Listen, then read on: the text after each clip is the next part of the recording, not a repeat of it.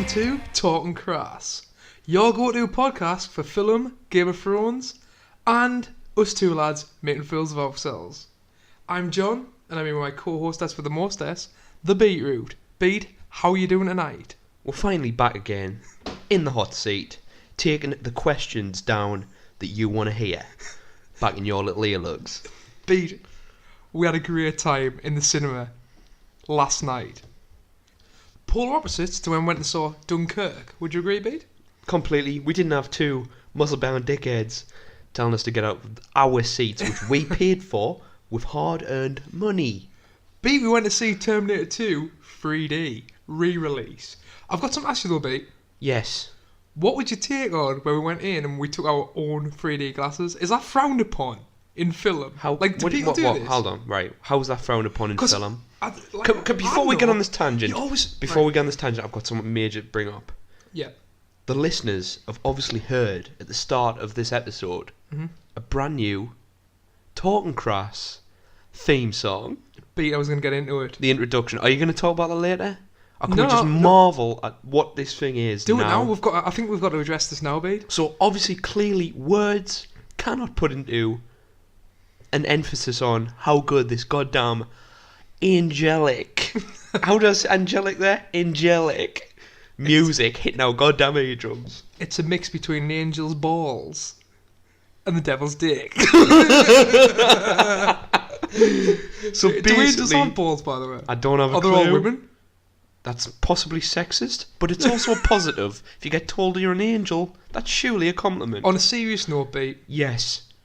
what talented lads the Black Dog lads are. Bosk and Bing, Beat, Yes. their band is called Black Dog. El Perro Negro. I think it's just the two of them, but they don't half hit the hell out of a drum set. That's all I'm going to say. Absolutely sick. Not only talented people, but just want to say right now, they've put time in. I don't know how much time this is It's just the little things in life, Beat. They've rented a studio. I don't know if that's owned by them. It doesn't matter to me. They've rented a guitar. They may very well own one if they're in a band. But they've put the time in, the effort. They've obviously spent a lot of hard work making this beautiful soundtrack for us. I don't know how long they've been going for, mate, but I'm not being funny. You know, when you go on, I'm like, oh, we've got a listener, Yes. Bosk, who's put a lot into the podcast. By the way, we owe a lot to him, especially now we've got this theme tune. Ultimately, our first fan. Not to diss, diss any other fans, but it makes it worthwhile for me. Stuff like this. yes, justification, No matter what happens from now, I don't care whether we get any other fans, any other followers, whatever. gratification. That little theme tune, like, obviously I've listened to it over and over again. I can't stop smiling. It's crazy. It's Absolutely like crazy. something HBO would come up with. I can't believe it. HBO execs. That's what I was We've gonna got say. Talking Crass. We need new little theme song. I was like, It's way too professional for when us. I went in to listen, because obviously Bosk's on SoundCloud, and we'll link. We're going to link all the Black Dog stuff and things like that. Of course. But I went on Beat and I was like, oh, what's this guy going to be about? Obviously, he says he plays a few songs. Yes. And you know when you're not expecting much. Yes. Mate, if you listen to the songs, they're absolutely brilliant. Unreal. Unreal. And you can understand how they've managed listen. to whack this You showed me a couple. trailer. Oh, class. Unbelievable. Right down my street. But just want to say, like we've said before, massively appreciate it. Thank you to the Black Dog lads. Thank you so much, Bing and Bosk. So Beat, we'll get back onto it. Right, where the hell were we? Angels, balls, and what? A devil's dick. Excellent. I like that. No. That's my name, my first band. Where do people stand on taking your own 3D glasses rather than buying them again every time? So a piece of plastic. They're only £1. So a piece of plastic glasses that look like they're from that look like they were probably 10 pence to make. Cost £1. £1's a lot of money. Beat, what about when You know what I'd do with £1? What about when I said the guy was like, hey mate, will these working here? And he was like, snotty nose. It's like the guy out The Simpsons who serves the popcorn. He was like, well, I don't know. well, the screen is either horizontal or vertical 3D, so I can't give you an answer for that one. I was like, alright mate, just give us 2 glasses, £1 each. Other ones went in the bin. I'm sure they were exactly the same glasses as what we just binned. You know what? I never tried them just to save the disappointment. Well, you were like, can we go up there, watch it? And then if it's not working, can we step outside? See the adverts, but none of the adverts were in 3D, so we're like, fuck. Mate, Good choice, I guess. What about in the trailers when Close Encounters of the Third Kind came on? I was beating it, doing it. Freaking out, like. Me beating. Sorry, you want to say? No, you get your story. We had a conversation before we went in, and I was like, how cool would it be if all the trailers were from the time the T2 came out. So like it was a proper cinema experience. But that doesn't And they really played line up. No, Third Encounters wasn't I released know. in 1991. But I'm an idiot. So when they first Oh, played right. the Third Encounters remastered, what they're like plugging at the minute. Give us your best Third Encounters noise. That is like worthy of my appreciation. Hope I everybody. cocked my lips and it came out the side there, by the way. I like that. That's like a fake trumpet, man. Like a flute. Anyway, so when they played that, I literally was like, beat the Duna now. And then the next trailer was it. And I was scared shitless. It's not that scary, but honestly, I know people want us to do it. Did they? Az, who's a follower of the podcast, was like, oh, I'm going to see it. Right. Be interesting what your take is on it. Got it. Mate, I'm scared shitless of it, like. I'm horrendous with film. Like, You're better than me, though? a little bit, but honestly, see, I get real sweaty. I get sweaty in the cinema. I don't like how loud a cinema is. I know it's part of the experience and what the director wants you to hear every detail. And a lot of people work hard on this, dubbing and stuff like that. I don't like loud noises. It's like a basic human instinct or something like that. But I do like a big screen. What about when the 4D experience comes into cinemas, dude? 4D when you're getting... That's here. It's called 4X, isn't it? 4D, mate. When 4D when you get a gust of wind toyed at you. And the floor's moving and shit like that. Oh my god, that's too much for me. That you know, like you get like, I don't know, spiders or ants in the floor, like scuttles. I'll quickly give my opinion on 3D, never mind 4D. But beat right, well, obviously we went to see Terminator 2, 3D. They didn't release it in a normal standard format. What was your view on it, Beat? Obviously, this episode is going to focus on the film itself. Yeah. So we'll touch upon the 3D now. Okay. What do you think of the 3D experience, Beat? Because you are very up in arms about 3D. You don't really like it, do you? So for the film, we'll quickly get this out of the way with, because I don't think it's that important. There was 3D in the entire film, but it was just... It wasn't massively noticeable. It wasn't noticeable because it was just little perspective stuff. Mm-hmm. There wasn't like a big... You know how directors will incorporate the fact that they know their film is 3D. So, for example... When I saw Avatar in 3D, there's stuff like dinosaurs lunging at you at the screen. And you're like jumping out the way. So he knows that they're playing with that. This film wasn't made with that in mind. So it's really just, if someone's in the foreground of the shot and someone's in the background, they have a perspective difference. That's it. I think it's called parallaxing. I could be wrong. There's a pretty cool bit, Beat, when we're like opening scenes. You know, when you go back in time, in the future, when obviously you've got all the skulls on the ground, shit's gone down, and then the fight. What, you mean 1997? The fight 20 years ago. It's 1997, mate. Shit's gone down. 20 years ago. There's robots that fire laser beams. Everybody's wearing goddamn lycra. Everyone's in lycra and jumpsuits. Lycra Everybody's and skiing. jumpsuits. Everybody's skiing, smoking cigars, listening to Nirvana. Yes, I'll take that. That's not a bad place. It's not exactly the Skullfield. It's not a wasteland. It's not Fallout 3. No, not exactly. I saw when one of the is he the T1000? T800 is the older model. So they've got the skeletons, right? Yeah. Which I want to say that was all practical. That's a fully working skeleton, by the way. Stan Winston. And they were a little bit forward. Right. That opening scene was pretty good 3D wise, but then after that wasn't really noticeable for me. Like the stuff I say, just foreground and background differentiation. So that's that. I think there was much more focus in that opening scene 3D wise than what there was the rest of the film. As much as I hate 3D, it didn't ruin the film and I didn't really notice it. Right. So anybody sceptical of that, go and see it. Don't worry about it. Secondly, the reason I hate 3D is I always feel the glasses they put on you dim your colour image slightly. Everything's a little bit greyer. Which annoys us, and everything's a bit darker and hard to see. Also, I get motion sick real quick, and I have to close my eyes. And you know that feeling when your eyes sting when you close them? Yeah. I get that a lot. And that is not what you want when you're watching. You don't want to do that for an hour and 20 minutes. No. So, or how long the film's on. So, basically, that's the main two reasons. Fair. Simple as. So, we're going to follow the usual podcast route of... back to film episodes. We're going to start off with not necessarily top 5. Excellent. Then we're going to go into true or false trivia. You got me. Then we're going to go into your film points, film discussion. Ooh, baby. Finishing off with some ratings. Yeah. And then fan questions to end the podcast. Fantastic. You like that setup, Beat? We'll continue with it. We'll go on with it. No problemo. So, Beat, going straight into not necessarily top 5. And Excellent. staying true to Terminator 2, we're going to go with, not necessarily top 5, fever dreams in film. Right, so define fever dream. Right, Pete, First I'll of let all, you why? take this away. So, Why right. are we doing top 5 fever dreams in film? Well, firstly, And what's it got to do with Terminator 2? Firstly, the reason why we're doing this is I'm pretty sure I read somewhere. Again, it's Are good you old beat certain? Are you knowledge. pretty sure? I might have not, might have. Right, okay. I don't know. Check later. I'm pretty sure on a commentary of either Aliens, the Blu-ray commentary of Aliens, Right. or maybe Terminator 2 itself, Mhm. James Cameron tells us that the idea of the T-800, Which was obviously came from the first Terminator film. of course, so it's not really specific to T2, it was Terminator's franchise. But we're going to roll with it. But the image he saw comes from T2, which we'll talk about later, is that he had a fever dream, he got seriously ill, I don't know what was the cause of that, Mhm. and while in a hospital bed, recovering, he had a goddamn fever dream, Mhm. sweating his goddamn back off, and he saw a chrome skeleton with blazes of fire just around it, and that was it, and he was like, I've got to make a film about I this. mean, if that's not James Cameron, I don't know what is. I don't know, I love them, it's like Tom Cruise, I love him, I think but he he's also great. might be a psychopath. Mate, there was a little... Before... Sorry, going back to it. Mm.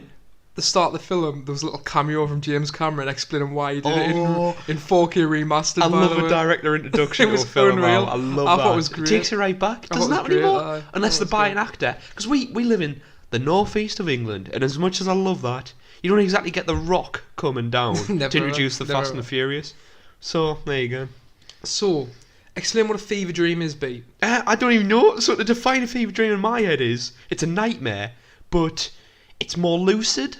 So, I guess. Have you got a definition or not? for fans I who don't want to think we. pick I don't up... think we look up the definition either. No, I think no, we we're just just get it gonna talk completely wrong. For fans who want to input their own favourite fever dreams out of films, Yes. I'm going to class a fever dream as any time there's a dream sequence in film, Okay. whether or not the person is ill or asleep, But they've got to wake up like sweaty. and sweaty. Right, if they've got to wake up, Maybe not. because that Maybe- eliminates maybe- a couple of I mine. mean, I mean, okay, that's fine. We'll keep that. Okay, babe. Oh, that spoilers for me. I've got to guess. Can I guess now? One. No, you can't. Man. Right, go on and guess one. Matrix. Oh, wrong. Bastard. So I was going to say the whole thing's a fever dream. You go first. Me first. I've got a similar one. Right, to me. 100% you've got this on your list, and we haven't talked about this previously. Aliens. I have. Ah, Sigourney Weaver. Of course.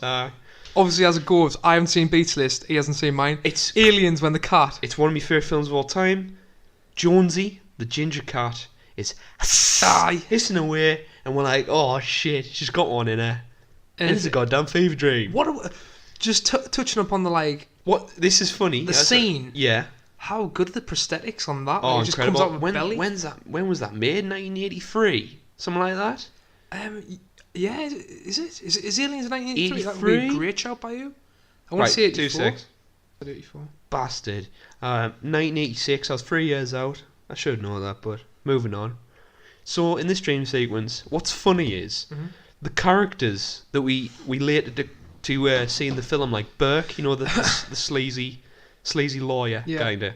He's introduced in the fever dream, but the fever dream's not real, so he's not a real character. So we get exposition that's happened. So, oh, you've been found on this ship, but this is a fever dream. So, but they keep that exposition and Again, use it in they- the film. It doesn't make sense. Why? I know you were like a bit on the fence from Avatar and stuff like that, and wanting to make Avatar 8, even though Avatar 2 is nowhere near in the works. Like, Right?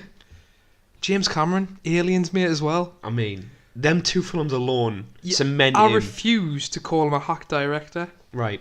because of them films. I mean, even Titanic. To say it's a bad film, is it a bad film? No, it's unbelievable. It's grossed It's just everybody not but- my type of fish. I know, but right, say Titanic.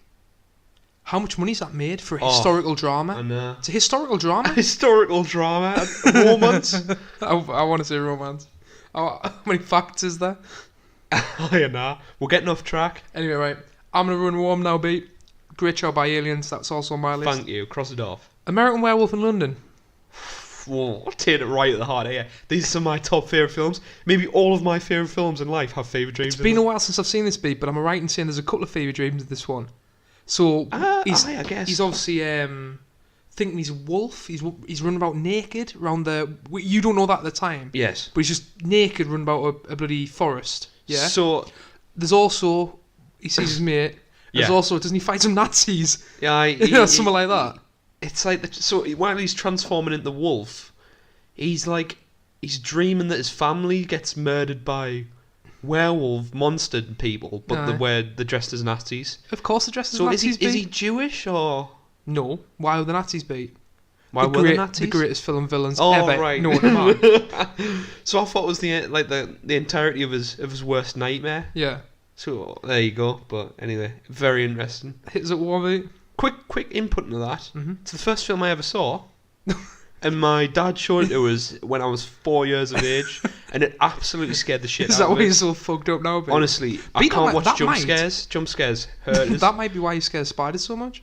Was there a spider in that film? No, but it's just like Just shit some like, sort shit of like Freudian That, shit like that fucks you up, like little Right. Freud eye, shit like that. neuroses. Yeah, definitely. Right. So moving on to my next one. We're not stupid. We know who Sigmund Freud is. Oh yeah, Moving on. point it in. Right. Next one. Yeah. This is the. What's the topic? Not necessarily top 5. Fever dreams in film. This isn't a fever dream, but So it's a scene. It's a scene where It's they're a dreaming. scene, but you think it's a dream, but it's not really a dream. Hold on. Fire in the Sky. Have you ever heard of that film? You keep hitting us with these films I've never heard of. So Fire in the Sky. I don't know when it was made. Probably around the same time as Alien or maybe Terminator. Right. It revolves around plot-wise an alien abduction, Okay. and it's one of the most ridiculous things I've ever seen in cinema. Does the guy get probed? Yes, Really? through his eyeball What? there. If I'm pointing at that, I don't know what that is. Or an alien's dick? Basically, eye, That's why? and it's unreal. And for me, it was a nightmare sequence because I had nightmares about it. So it's really my fever dream. But at the point in the story of the film, you don't know really if this is happening or not. It's portrayed as a fever dream, Jesus so I'm taking that. So we've got prosthetic aliens which look unreal. We've got gravity, the throwing his body around in zero Yeah. gravity. He gets this like weird lambskin put over his face. It's seriously weird. It's one of the most true. If you were going to get abducted and every nightmare came true, that film is it. Pete, I'll hit you with one. Hit me up. Frodo, Lord of the Rings. What? When does he have a fever dream? When he gets stabbed by that dude, it's like pretty much every time. Is that a dream or not? Right, I get you. So It's we're like, getting loose with it again. So that's like the ring You can wraiths. see like the wraiths chasing him. the wraiths I'm kind classing of that as a dream. Yep. Because he's told it never heals, doesn't he? Never ever. Never ever heals. But what does that lead to? What sort of dream? They can see him. Swiftly moving on. You're on. You go. Next one, pretty self-explanatory. Nightmare on Elm Street. Every time there's a nightmare. Every time. I mean, it's not called Fever Dream on Elm Street, so I've got that one wrong. But Fever. We should just call it dreams. Why have we called it fever dreams?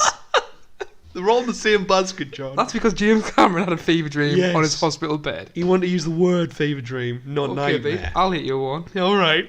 Grease. I've seen this. Is the whole thing meant to be a fever dream? Apparently, like they die in a car crash or something. So the evidence is Or someone dies, and either is it Sandy?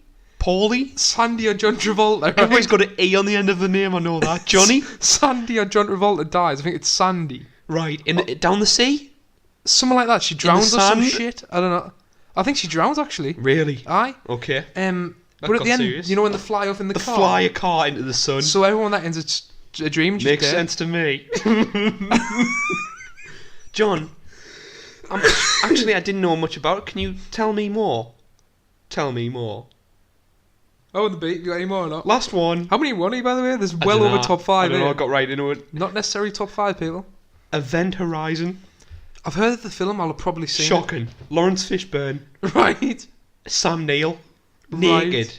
With his eyes gouged out. Saying stupid rhetoric. Absolutely ridiculous. Why? It's a nightmare fever dream, mate. Fair enough.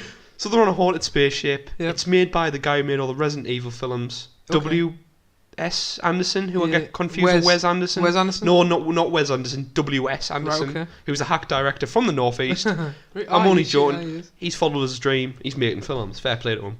That's it, mate. That's all I got. That all I got, mate. I'll finish up with RoboCop. Right.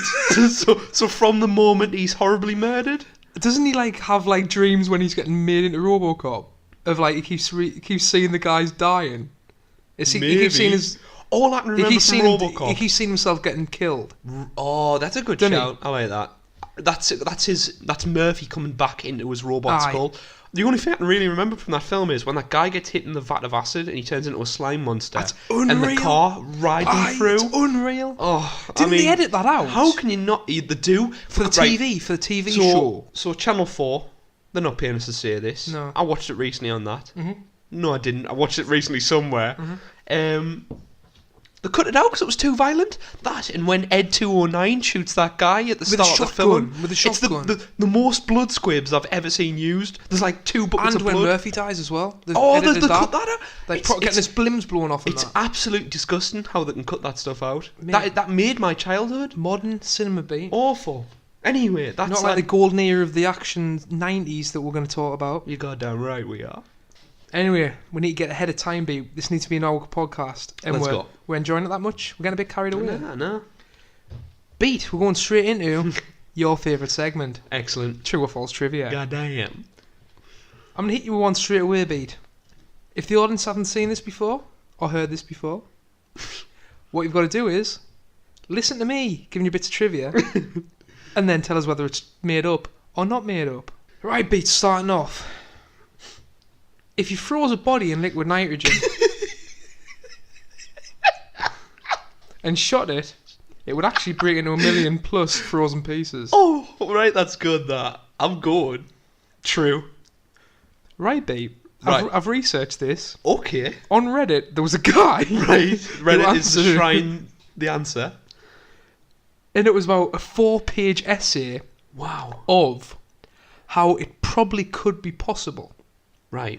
But with a human body being a weird shape. It's all water. And if you shot it, it would probably most likely just break. At the joints. And like, so you'd have like, I don't know. It's possible, but mainly just organs. So someone froze a pig's heart with liquid nitrogen, right, and dropped it, and it shattered into a few pieces. Right. That's good enough for me. A human body probably won't be able to. If you kept it cold enough, though. Right, imagine you've got like a swimming pool of liquid nitrogen. Did you guess true or false there? I guess true. Well, it's semi-true. Semi-true, mainly false. Get in. Next one, B. James Cameron originally wanted to make Sergeant Apone actor Al Matthews of Aliens the Terminator. Oh my god. Is this racist to say I thought you were going to say Miles Dyson? No. Is Miles Dyson the black guy? Yes, he is. Right. James Cameron was so impressed with... Your face when you try to say it. James Cameron was so impressed... False, right. Fuck's sake. I just had a picture of Sergeant Apone as the Terminator. Can you give us any one-liners he'd say? Another glorious day in the Corps. I'm sorry. What do you want, Hudson? Want to move flesh your slivers fire? Gee, Sarge, would you do that? Look into my eyes. Oh, wait. Oh, B12, please. B12, please. Be my guest. Be my guest. Right, moving on. One of the main percussion sounds of Brad Friedel. The guy who made the scores called Brad Friedel. So not Brad Friedel. Tottenham goalkeeper. Tottenham American goalkeeper. Right. One of the main percussion sounds of Brad Friedel's score, the metallic beats of the Terminator theme, is not created by a synthesizer. It's Friedel striking one of his cast's iron frying pans.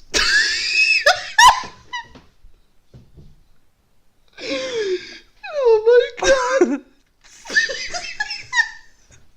So to make the sympathetic sound. I caught your eyes when you finished that sentence. So to make the sympathetic Terminator theme, it's not a synthesizer, it's Friedel striking one of his cast iron frying pans. IMDb really needs to check its sources out. Like, that is horrific. I'm gonna true, I guess. It is true. How did you guess that? Because someone's obviously written on IMDb and you've just literally copied and pasted even all the bad spelling and grammar errors, just like Wikipedia has. Right. That's what's making us laugh every time I see your face. Pilot Charge A Tamburo. Imagine that. What? Pilot Charge A Tamburo What is that? actually flew the helicopter under the overpass in the final chase scene. The camera crew refused to film the shot because of the high risk involved. Damn right. James Cameron did the filming with the help of the camera car driver. What does that mean? So James Cameron filmed it himself in the helicopter because no one else would go In in. the helicopter? Aye. Right, so James Cameron is Tom Cruise, but older? Yes, Yes, I'm saying true. it's true, man. He's a psychopath, John. It's true, He man. owns his own goddamn submarine. I love him, but he's a psychopath. Who puts himself in that situation? Does he own a submarine? He owns a submarine? That's unbelievable. It's got a name. Right, okay, moving on. I was going to think of a witty name for a submarine, but he made the film like Titanic, and then what was the next? What's Beef, think of a witty name for a submarine on your toes, because I was going to try it. And I Subway. failed.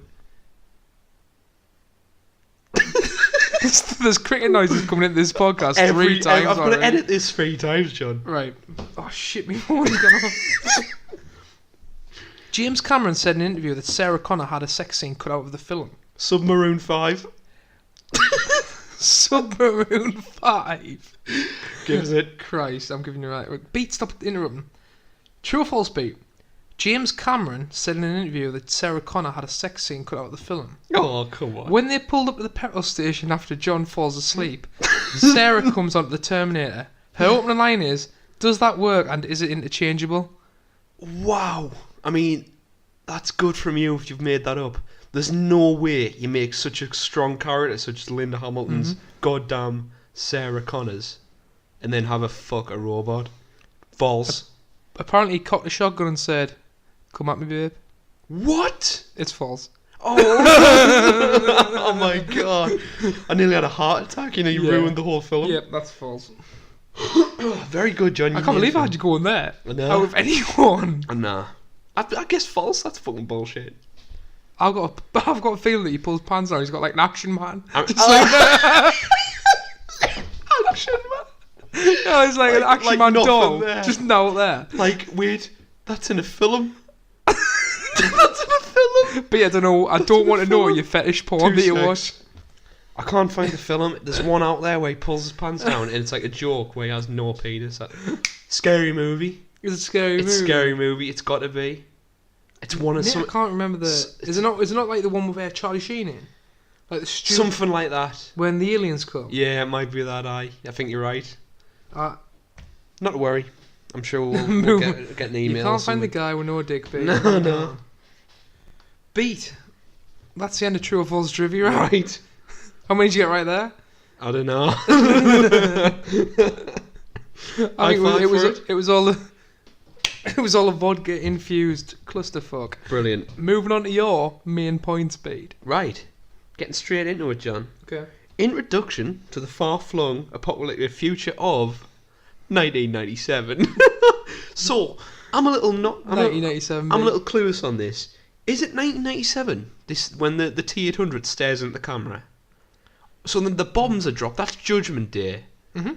But is Might be a little bit after. a little bit off, like a couple of months? It's got to be like. Because John few Connor has year like after, laser hasn't it? weapons and stuff like that, It's don't got to be they? a few years after. We'll go isn't it? 2000, the millennia. Yeah. So they explained in the film how things went down. Right. So obviously they had the old hand. Yes. Spoilers, by the way. I spoiled Of for course. Terminator 2. Spoilers for Terminator 2. They had the old hand off the first Terminator Yes. and the chip off the first Terminator, and they used that to create robots Yeah. that could automatically fly like jets and stuff. Basically, an automatic military. And then shit went down. they got too. The AI became too intelligent. Realized it wanted to get rid of humans, Mhm. and before scientists could do anything, they nuked Russia. That doesn't explain the laser weapons though. They nuked Russia, and then Russia nuked America. But Skynet, after it nuked all the way the humans, started getting smarter and smarter and building smarter technology. So that's what you're gonna. That's how you right, produce okay. the laser land. Right, All right. right. So a couple of points on these scenes: gorgeous sound design, such as the skulls crushing. Love the use of a miniature any time in film. completely gone. There's a few times the miniature was put in this. Like. Unless it's Christopher Nolan, you don't get to see it anymore. So one of them big warbirds, I'm going to call it a warbird, I don't know what it's called, basically gets shot down, and it's clearly a miniature. But I do not care. I love that. Because you just know someone's gone to effort into painting and modelling every inch of it. Beautiful. Next couple of point is... We should have done top 5 miniatures in film. I know. The close-up of John Connor and that reveal is cool as hell. I don't think they could have picked a cooler man to cast other than Harrison Ford. The guy with the scar. The scar on his face, which causes major problems later down the film series line. Because everybody's like, how do you get that goddamn scar? Yeah.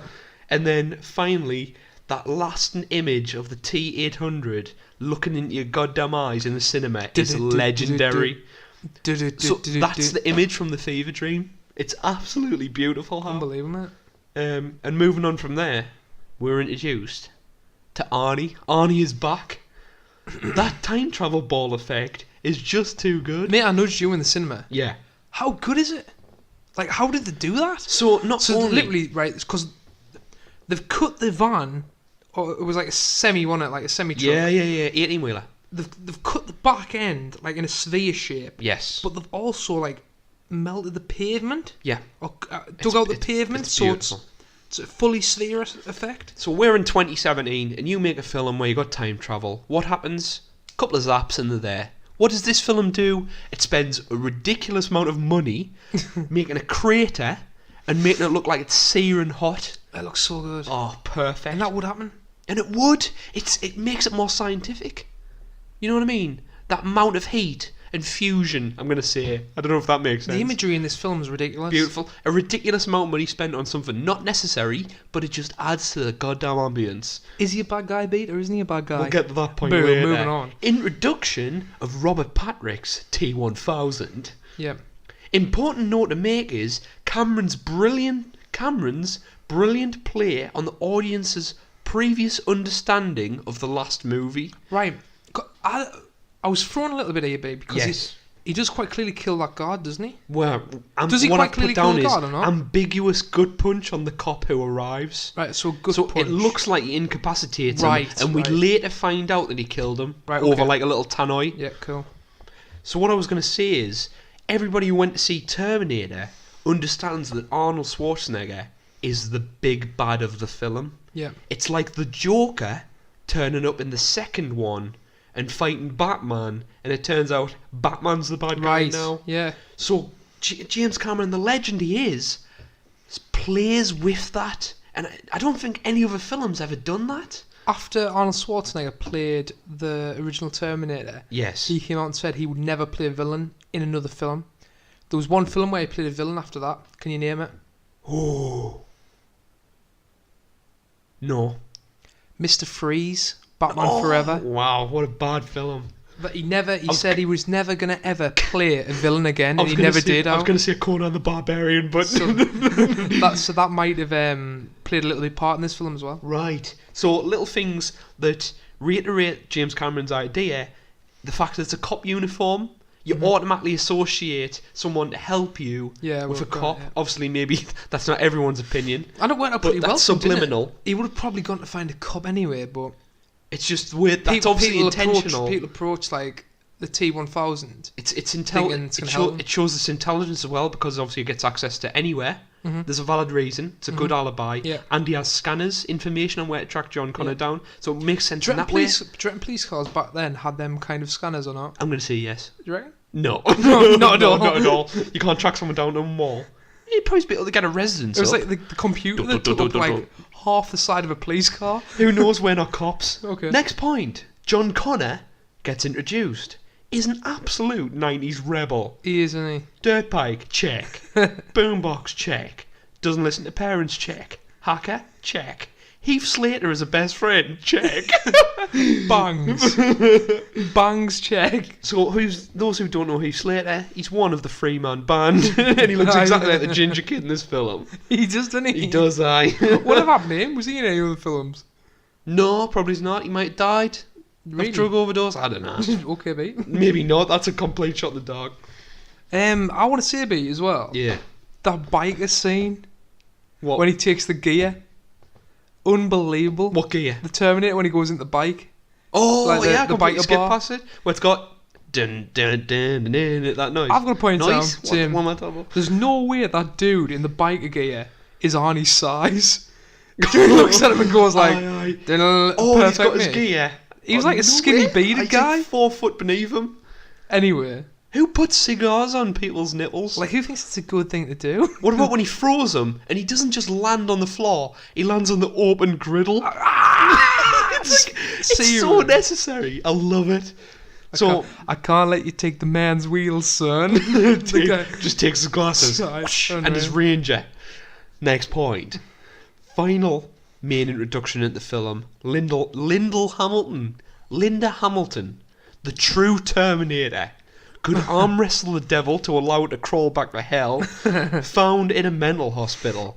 So, we find out that she went to bomb Skynet Yeah. and obviously lost custody of John to 2 foster parents and is in a mental hospital. Simple as that. She's trying to work her way out of it to get into a lighter security by pretending to be sane, and she just gets denied because the shrink's a dick. But I want to make a point. I forgot. Like, I haven't seen this film in years, by the way. Yeah. It's one of my favourite films of all time, but I hadn't seen it in years until we got the opportunity. Yeah, Like, it just yeah, came yeah. on like, oh, let's go and see the pictures. Yeah. People forget about how big, like, a feminist, like, a feminine role she plays. Just not even a feminine role. I just say if think of everyone wants to be a like- lead. Right, a female action lead. Yes. First thing that springs to mind, Ripley. Yes, absolutely. everyone. Of course. Not many people, which they'll probably do, but you don't hear people shouting from the rooftops, Linda Hamilton. Maybe T2. not. I mean, she's just a machine. She's just a machine. She goes from the first Terminator film, to being the victim, victim, to being the grenade launching absolute maniac. badass. She trained with a guy out of like the Iraqi special forces or Did something she? like that for like 3 hours a day for 6 days over 12 weeks. Now, if you And want just become an commitment, absolute tank. if you want to see commitment, just look at them biceps out. She could bench press me, And- no problem. She deserved some. She probably did, but like a massive award for her acting in this. Did she get any? No, Probably James not. Cameron wanted her to be on for like the Oscars and stuff Right, like that, right, Academy right. Awards, and she didn't get put in them. Unbelievable. But she was unbelievable in this, by the way. Tremendous. Truly makes it. Next point. To be fair, I've got before you put the points in. Yeah. My 3 points, I've got like obviously. My 4 points are there's no way that dude in the biker bar is Arnie's size. Right. And then I go to Robert Patrick is unreal. Yeah. Linda Hamilton is unreal. Yep. Ed Furlong is unreal. Yeah. Arnie is unreal. And that's it. That's my next point. Nice. I like that. Oh, and the special effects are unreal. Of course. Stan Winston, the best. God rest his soul. Moving on to the next point. First main set piece begins with John and Heath Slater at the mall, where we get the reveal of good guy Arnie and the unstoppable T-1000. Little medium points I've put in alongside this is the effect of the bullets piercing the liquid metal is Yep. beautiful. The complete lack of emotion portrayed by Patrick is excellent. And the bike chase scene, let's talk about that. Right, so this is like the first major set piece of the film, would you say? Yeah, the first major one, aye. Unbelievable. Beat. Yeah. In this, right, so obviously you've got John Connor outrunning a truck. How would you describe the truck? Made out of adamantium, Wolverine skeleton, because it goes off a goddamn highway, does a 20-foot drop, Aye. and the front axle doesn't bend into oblivion. So, how he still drives it after driving it off that rampless jump, how? Of course, it's another rampless He's brick. like- It's a brick wall, and he ramps up. And he's on like a that. 50cc scrambler Yeah, bike. of course, aye. Getting away. And every time you can see a stunt, it's clearly just a dummy, like Aye. a crash test dummy or something like that. But it's when Arnie appears from nowhere. Uh-huh. Have you got that point down or not? No, I haven't. When he's on the bike. Speak about it. So he comes off like an off ramp, flies into the air, and we noticed that in the 3D 4K remastered version, Yeah. they've sorted out the stunt guy on that It bike looks like because they've touched him up. in the old one you could quite clearly see that the dude was not Arnie on So that bike. if we can link it, or if you have a copy of T2, it looks like Stephen King. How if Stephen King was cosplaying as Arnie, it looks like him. It's crazy how. But they must have took it out, and I was looking forward to that because I We- love it. Me and John obviously always talk about We were it. talking earlier how does a goddamn metal adamantium robot on a bike fly through the air 50 foot Something that weighs 100 tons. and not break a Harley Davidson? Oh, ridiculous. Stuff I can look past, John. Do you know how they did that? How? It was practical. They had it on wires, and they took the wires out in like editing. I love this They film. had like the bike on wires and I just love came this down. film. Like, ridiculous. To make a point quickly, once the set pieces start out, it just snowballs. You don't go backwards. It's quite slow, but you do not go backwards at the start. Right, what was the next point? Do you have anything else to say about the bike scene? No, I mean, that's it. Other than when it cuts the roof off, ridiculous. You can clearly see it's a dummy. Yeah. I love how the tyre spills out of the fiery explosion. You think it's him, and then he actually goes. Incredible. The CGI still looks good today as well. Moving on to the second set piece, the Sarah Connor breakout. Yeah. Breaks T1000's rules already established when it turns into a floor. You mentioned this today. Yes. When did it say? When did it say that you So- could only turn into like something that was near The his size? T800 Arnie understands it. It knows what it is. Right, okay.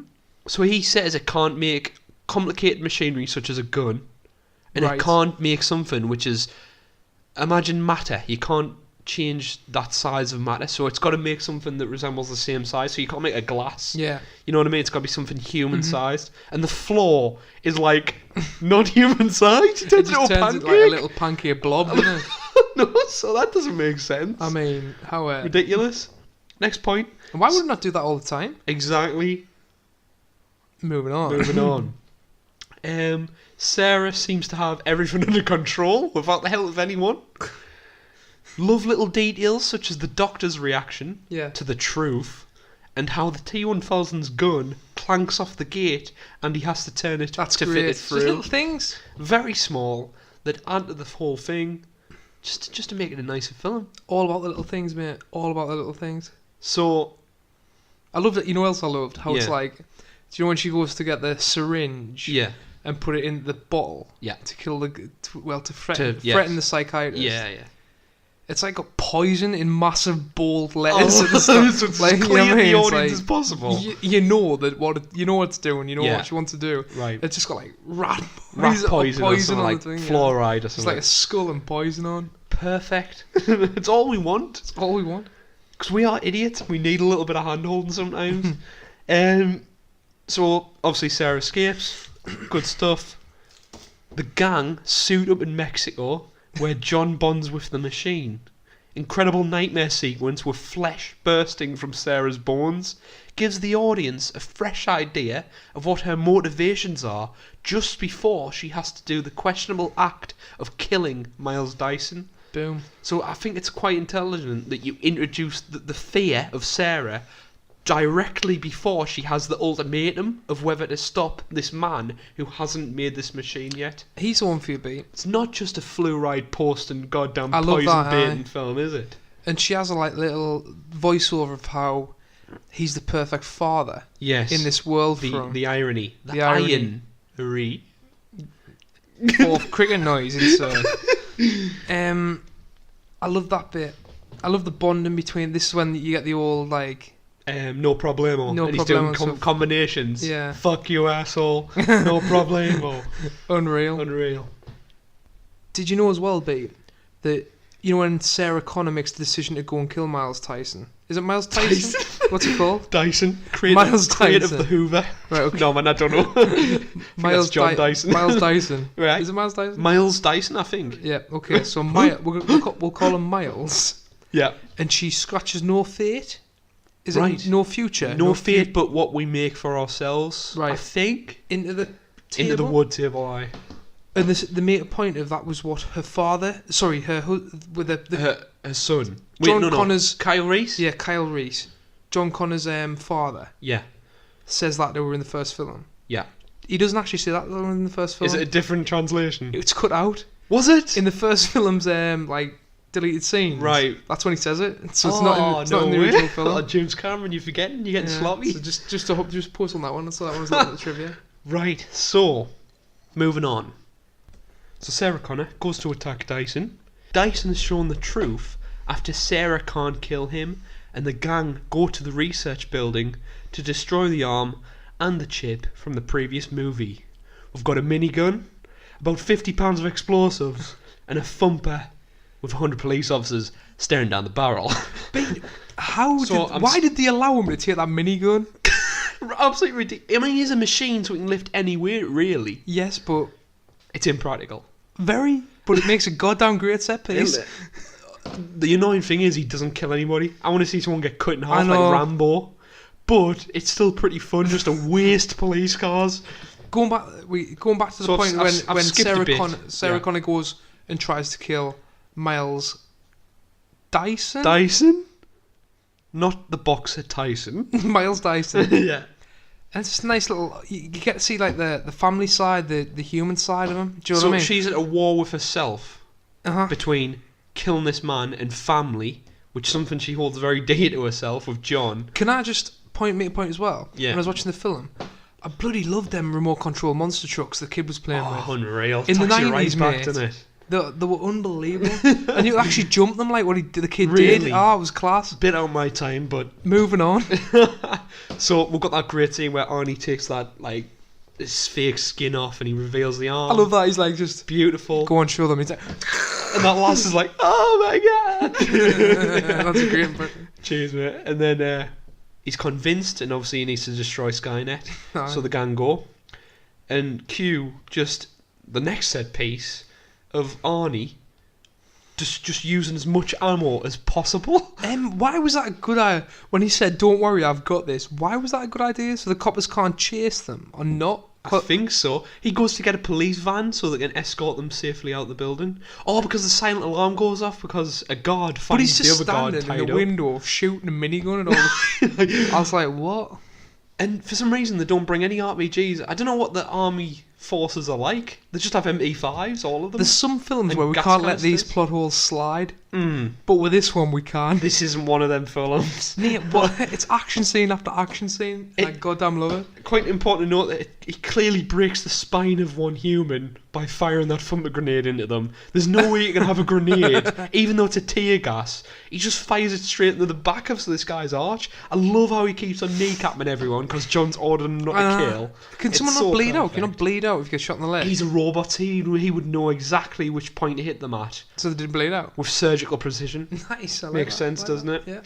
Yeah. Dyson unfortunately blows himself sky high. We get the infamous because Asac Schrader out of Breaking Bad Yeah. is the police officer that Yes, shoots he is. him. Good little bit of trivia there, Which by is the great. way. Good little bit of trivia.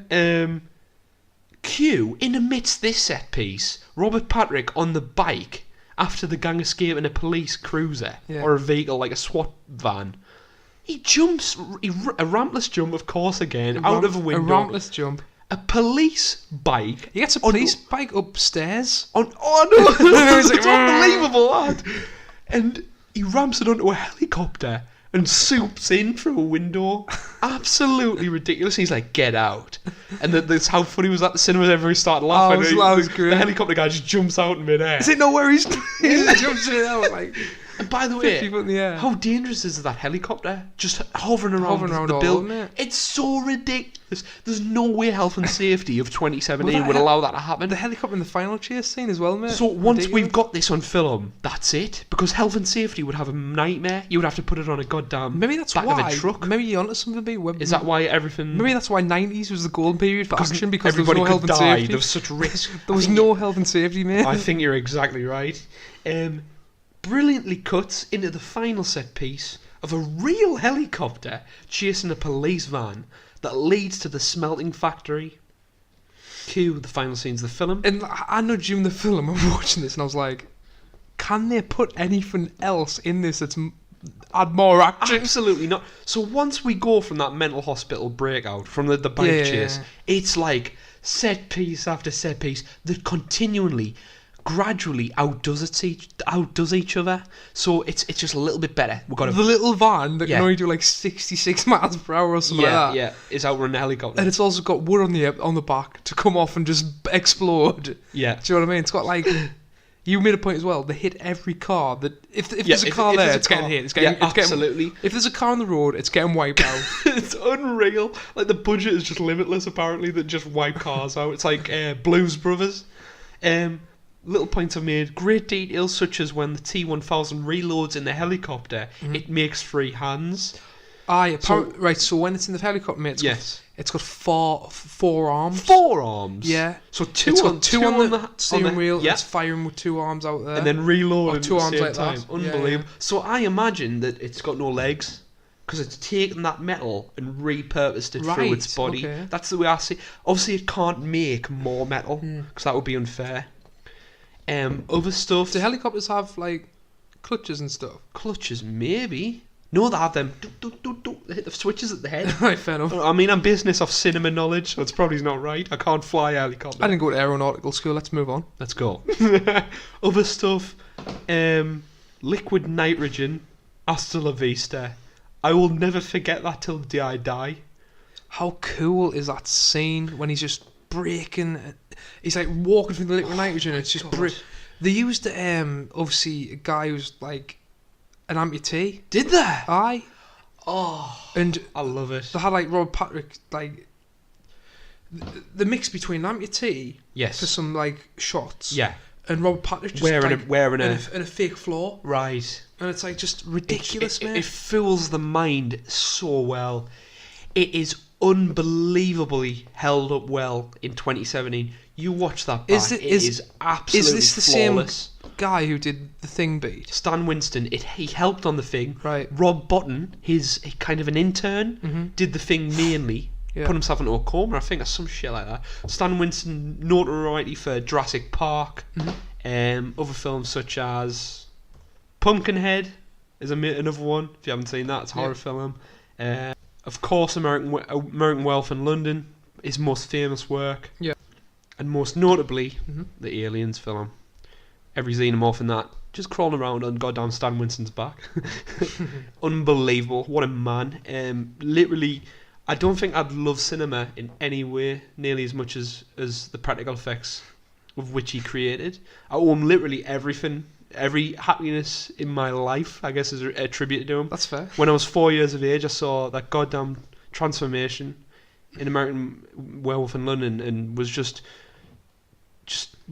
destroyed, really. There's no other words for it. In Aliens as well, you know all the shit on like... Do you when they go down into the hive and it's like just looks ridiculous on the walls? They've secreted the saliva on the walls. Jesus Absolutely Christ. Ridiculous, man. So, obviously in the final set piece, we've got sad times. They're getting hunted. T800 gets a goddamn javelin through the back. You can't reach it out. It's all sad. A couple of plot holes here. Okay. When can I throw one in, Beep? yeah. Well, obviously this didn't make true or false trivia, but while they're in the smelting factory, Yeah. a couple of things. The people, it had been closed for 10 years. Right. The people who previously worked there thought it had been reopened after they watched the film because it looked so like real. Real, yeah, like everything was in production. And also it was freezing cold in there because that wasn't like the way they did it with the molten lava. Yeah. It was like a different like material they used. Right. It's not molten lava. Like a water, like a syrup. It was like freezing cold in there. Just Was like it? An orange like syrupy type No thing. way. Aye. That's crazy. So they had to keep spraying the actors to make them look like they're sweaty. That's unreal. What an incredible effect. So, when the T-1000 issues Sarah to call out to John, why doesn't he just imitate the voice? Yeah. Doesn't make sense. Doesn't make sense, mate. And so, after he finds Sarah and puts a javelin through her, what happens? Does the Terminator come back to life? He's got a shotgun from somewhere. Spaz 12? Yeah. No. Sarah has a Spaz 12. The machine goes to find John. And she's just rocking bloody bullets into him. Right, and yeah. She's got one bullet to go, of course, until he flies into that lava. And she doesn't have it. No. She can't reload it in. Oh, and he comes out of nowhere on a cog. The remaining grenade in his thumper. Boom. Straight into the gullet. Boom. Absolutely explodes it to hell. Again, one of them Stan Winston moments. It's like that's my favourite effect of the film. Is that it? When he's cut in half and he's screaming like he's a thing monster. It's a bottom of a human body. Yes. And it's just it's like a thing monster. Unbelievable. With metallic man. Inside. It's like ridiculous. Absolutely crazy. It's like and just fucking boots it off, and it falls into molten lava where it can't do anything about it. Perfect. Absolutely perfect. And that end scene, mate, the closing scene where he's like, "You've got to kill me because I can't kill myself." Yes, can't self-terminate. I can't self-terminate. And like John Connor's, "No, don't do it." Mm-hmm. And mate, he goes in that lava with a thumbs up at the end. Jesus Christ, mate, I was nearly crying in that cinema. I've just got and Lord of the Rings. I was nearly crying in that cinema, mate. Did I mention the liquid nitrogen scene? When he says that's Vista? Yeah, you did. Good grief. When he gets blown into a million pieces. Good grief. How? I still can't answer how they did it. Yeah. I don't know. I can't tell you. How did they do that? How'd they do it? I don't know. They employ a man who can shatter into a million pieces. pieces. Do you think it was glass? The sound effects when it shatters. Oh my god. Unbelievable. Also, honourable mention for another special effect. Mm-hmm. When he hangs on that car and makes a hook, and it's just a metal hook, but John Connor throws it on the road and it's like ding ding ding. And it's rattling because it's getting further away from him. It's trying to crawl back to him. And then he goes like, it's like ridiculous. Oh my god. He just steps on top of it. It's so little. It's subtle stuff that really makes the difference. I don't think you could get any more explosions in this film. No, of course. Either that or car crashes. And that pretty much wraps it up. Yeah, Other than the last couple that wraps it up for me, as well. Last couple of plot holes I was going to say about weight of the machines don't affect vehicles such as the chopper and the chopper. That's Think about it. How much he must weigh a bit? T800. He must do. Just full solid. Because Arnie can't really fully just pick him up. Also, why doesn't a machine as complex as Arnie forget about his army? That gets trapped in the car. Shit. Which leads to the events of T3 and 4. I was over the moon leaving that, and it was all happy like stuff. And we did it. I forgot that you then told us, because obviously we didn't see it at the final scene. Yeah. That he's left an arm behind, and I was like, shit, yes he has. And that does finally wrap up for T2, mate. Pete, what do you think of it as a film? What would you give it as a rating? I'd literally give it 9 out of 10. It's really why I love cinema. Mm-hmm. It is everything I love about cinema. It's not particularly arty or smart, but what it does well action-wise. It never gets boring. Once it starts, it never stops. The acting's fantastic. Linda Hamilton is the best female lead other than Ripley. The effects, Stan Winston, the music, the theme, the idea, everything. Just think about it. It's unbelievable. 9 out of 10 for me, 9 John. out of 10, mate. I cannot fault it, but I can't also call it the best film ever made. Because who can? See, well, maybe I'm going to give it a 10 out of 10. Gulp. Drink water while you're saying that. Because spat it out. It's the greatest action film ever made. Right. Hands down. Yeah. And you know when you go with genres, I mean, when you're going to give something a 10 out of 10, which very rarely happens on this podcast, that is the greatest action film ever made. Right. And I say that as action film. Yeah. Now you give me a romance film that I go and watch, and it's brilliant. Yeah. Not that I go and watch a romance film, but just nothing wrong with that. I'd give that a 10 out of 10. If you give us like, I don't know, a superhero film, which is unbelievable. Yeah. Give us another genre. I'm running out here because I'm pretty pissed. Sci-fi. Sci-fi, whatever you want, yeah. I'll give them a 10 out of 10. But for this, mate, I will argue to anyone that this is the greatest action film ever made. Right. Like, backing up your points, what you've made, the plot was brilliant. You fell for all the characters. The acting was brilliant between Ed Furlong, Linda Hamilton, Robert Patrick, the Arnie. The Arnie, man. He's a great actor. Everything was brilliant, mate. Yeah. It shouts back to the golden period of action. What I like 90s. To mention, the 90s, mate. And on a separate note, B, what's happened? What's happened to that action film that you can go and see, where there's set piece after set piece? It makes sense though. It's all on a plot line. Yeah. They're getting away from somewhere. Yes, they have to go somewhere. I'd say probably the best action film that I've seen recently was probably Mad Max Fury Road. And is that really definitively an action movie? I would say it's an action film. If I was thinking of action films and Strong heroine. mm-hmm. It's also got a female lead. Way drugs, Joe. No, Game of Thrones is gone. Game of Thrones We'll get a bit more time to edit. Spend time on it. But like I say, B, what's happening in action films now? For me personally, what would you say? You made a fantastic point. Health and safety is a major thing. You can't do things now. The other things you could have got away with. Do you think the cinema audience has changed? Not personally. I think maybe money, CGI, the heavy reliance of CGI. Stan Winstons of this world are gone. You don't get that anymore. By the way, look at Jurassic Park. Park. Do you know what that budget destroyed us. this Jurassic had? World destroyed us. Do you know what budget this had? No. In 1991. Right, hit us up. 88 million. 88 million in And it 1991. went over the budget.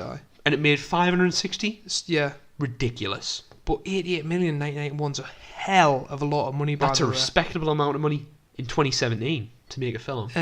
There you go. Deadpool's made on 60. I know. There you go. Look at that.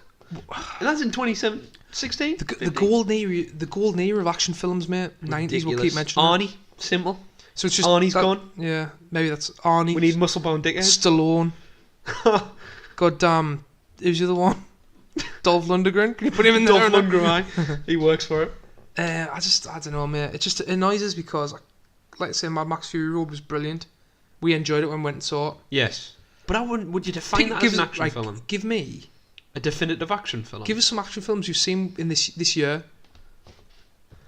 Action films off the top of my head that we've seen this year, mate. Is Baby Driver an action film? More of a romance. I wouldn't call that an action. Romance drive musical. A romance driving film. That well-known genre of romance driving film. Of course, Grease. I really don't know. That's what I'm saying. You can't pick. There's none. It's just superhero movies. Think of the 90s, mate. You've got Die. King Kong. Is King Kong an? No, it's a monster movie. You've got. King Kong could be an action film. I'd class that as one. I wouldn't say it's the best film I've ever seen. If any fan is listening to this, I want your opinion on what has happened to these 90s out there brash, cheesy action films. Yeah.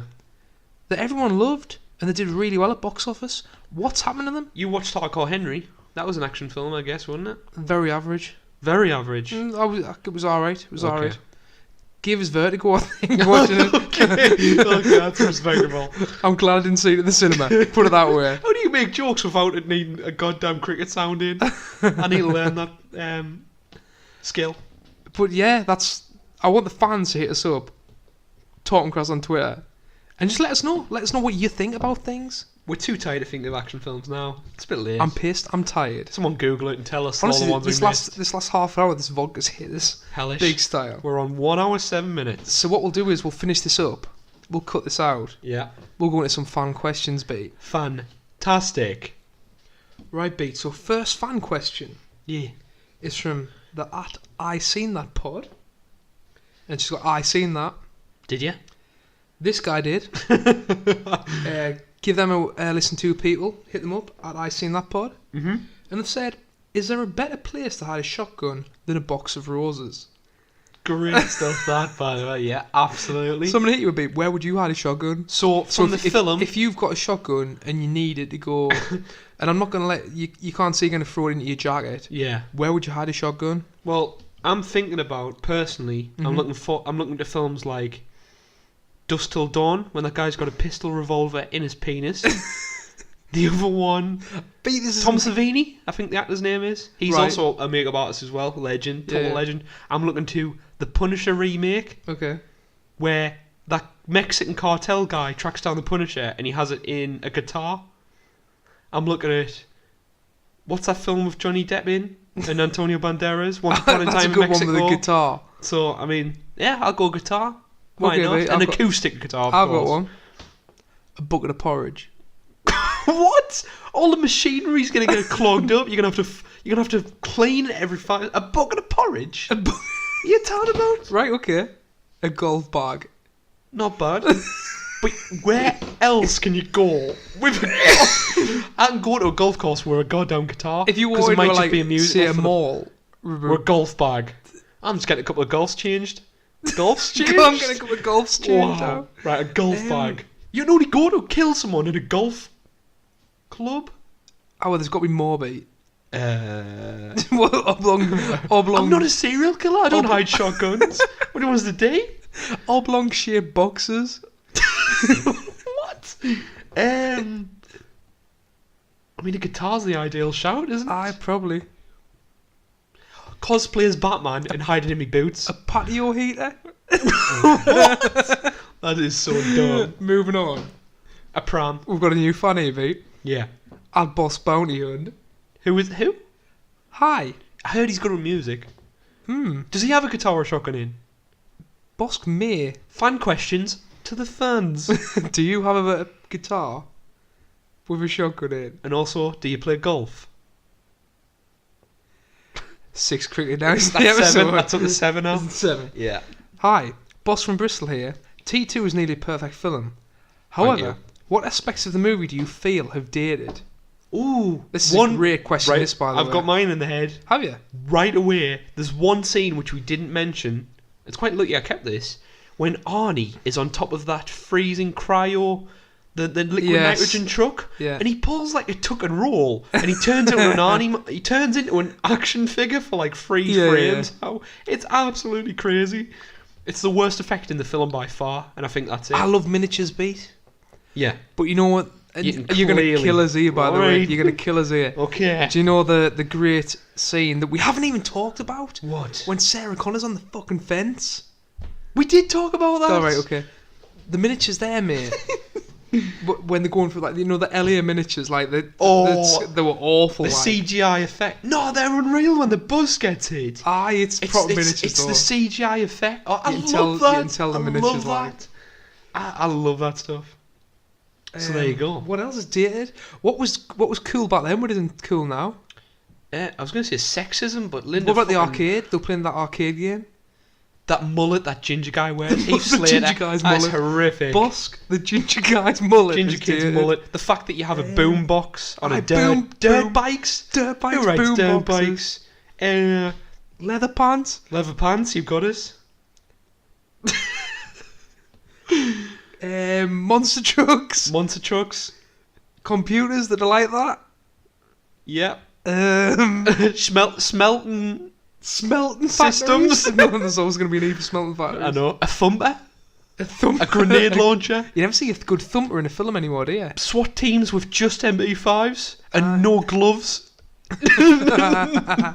Or actual helmets. They don't have body armour. They're just like, you know, Die Hard when they go in with that like shitty gear on, like an M16 and a cap. They don't wear gear. It's like so 90s. A biker bar that's got a pool table and grilling. Making friends with Mexico gun runners and hiding a minigun in a shed underneath the ground. I don't know. That's it. What a great question, boss. Calling a dog Fido? Does it call a dog Fido? No, it's not called Fido, but Arnie thinks it's called Fido because he pretends it's called what? Forget about it. Beat. We've got a new fan here. New fan? At Jammy Nem. Jammy Nem? Give him a follow, people. Let's go. Bing McCoy. Is that him? That's the second half of The Black Dog. Unreal. I think it's just Black Dog. Black Dog? Perro Negro? Like it? El Perro Negro. If you respond to a cry for help from an adolescent in a car park, how would you feel about being picked up by your hair for your troubles? Oh my god. Again, another scene we didn't talk about. Great scene this, by the way. How unfair is it? So, obviously, the kid, John, screams at Arnie. Two guys are like, this kid's going to get raped by this man in a huge leather suit. And we're like, let's help. Come on, guy. That would be their first thought, wouldn't it? Their first thought of would course. be like, dude, this guy in a leather jacket is going to rape this young kid. By the way, they're absolutely jacked out of their minds as well. One's wearing a vest. What they're doing there at night? One looks like Hot Rod. What are they inside of? I don't know. It's like a 24/7 or something. Something like that. They need to get more beef jerky to make the biggest muscles known to man. I'm pretty sure it's Hot Rod. Right, okay. Who am I thinking of? Hot Rod. How would you react if he picked you up by your hair bead? Like, what they sincerely say, hey kid, what's happened? Do you need help? And then he gives them a bite abuse. me. So, like, what's happened there? And then, Why it's would just you give ridiculous. him So, abuse? personally, nothing, because Arnie Schwarzenegger's a goddamn robot. There you Simple go. as that. You duck and run. If mate, I was with as the jacked as that guy, I don't know.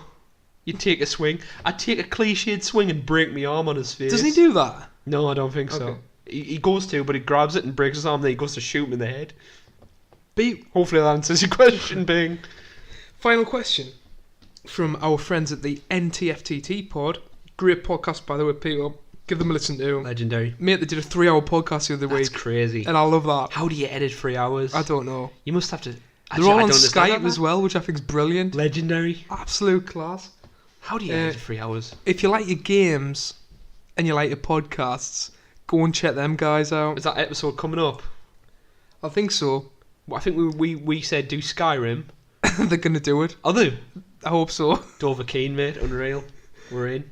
Right, Pete. So they've said, what if Rose on the Titanic was a Connor, and Jack was another Kyle Reese, like Saviour, and the bad guy was really a Terminator? Jesus Christ. So, I the mean, bad my guy- mind's going all over here. Who's the bad guy? That Zach. The bad guy is the guy who plays the mummy. Yeah. Billy Zane. Billy Zane. What a shout! And then Rose. Kate Winslet. But doesn't he try and issue 2 children and women off a boat, a saviour boat, and doesn't he want to go on himself? So this is the... Would a robot do that? Hold on, this is the first Terminator as well. NTFTT pod. Right, okay. I'll answer this one, babe. Yeah. I'm lulling the Terminator into a false sense of security onto the deck. Right. I'm rigging something up, Billy Zane, you and I'm belting him into the water because the Terminator can't swim. Can it really? Is it a T800 or a T1000? T800. He would sink. I mean, the weight of him. That's what I'm saying. They can't. But he'd go to the floor and just walk slowly. Oh He would catch up. The Titanic crashed? With the salt water, not like fuck with his mechanisms. You're telling me a robot in the far-flung future of 1997 would have rode in salt water when it can travel through time? Maybe the Terminator was the reason the Titanic crashed. Jesus Christ. I really don't know about that, like... Iceberg head! Mate, that wraps that one up like. So, it was a terrible answer to the question, but fair play. What I was going to say is, would Sarah Connor want to be painted like a French girl? Exactly. And could Jack paint their muscles? I don't think so. Jag it off. Right, Beat. That brings an end to our Terminator 2 3D podcast. Nice to get back on with films. Our next podcast will be the wrap up of season 7 of Game of Thrones and what people think of it. I'll do the plugs now, Beat. Yeah. Follow us at Talking Crass. Have a look at us on SoundCloud. Also, leave us a 5-star review on iTunes if you're feeling funky and fresh. I like it. I've been John, T1100. 1066. He's been Beetroot. T800 beetroot. Was that your best robotic voice you could do?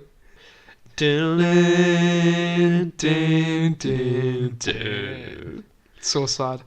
The